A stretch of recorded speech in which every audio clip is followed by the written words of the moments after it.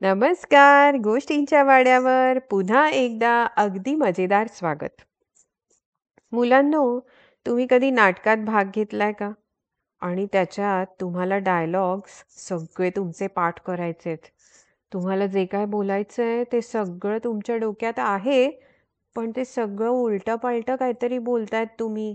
पाठ करतानाही तीच गडबड होतेय. असं कधी झालंय का तुम्हाला?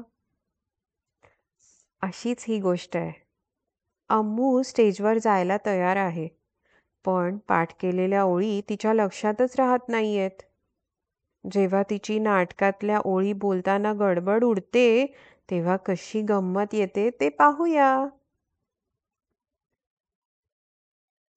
अम्मूची पळाली भीती ही गोष्ट लिहिली आहे नेहा सिंग यांनी. चित्र काढली आहे शीना देविया यांनी.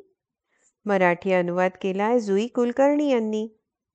गोष्ट प्रकाशित केली आहे प्रथम बुक्स आणि स्टोरी विवर कम्युनिटी यांनी. लायसन्स्ड अंडर CC बाय 4.0 लायसन्स. आणि या गोष्टीची वाचन पातळी आहे 1.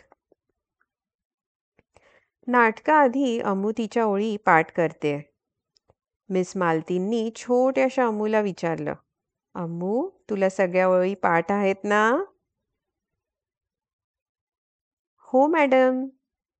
या बघा. राधा उडाली, भुर्र भुर्र भुर्र. पोपट रडतोय, वॅ वॅ वॅ. राजा होतोय गार गार गार.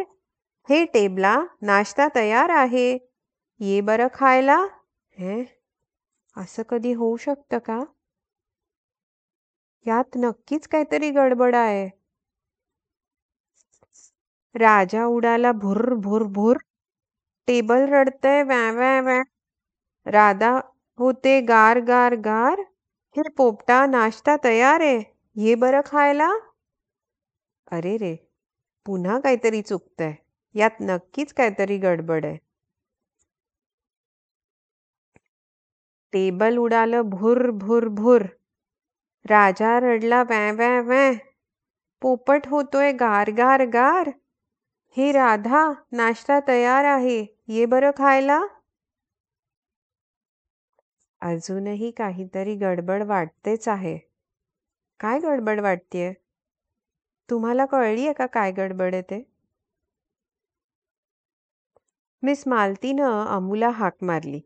अम्मू, आता तुझी वेळ झालीये हं.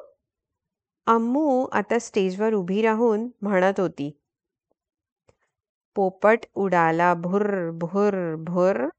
राधा रडली वॅ वॅ वॅ. टेबलावरचं अन्न होतंय गार गार गार.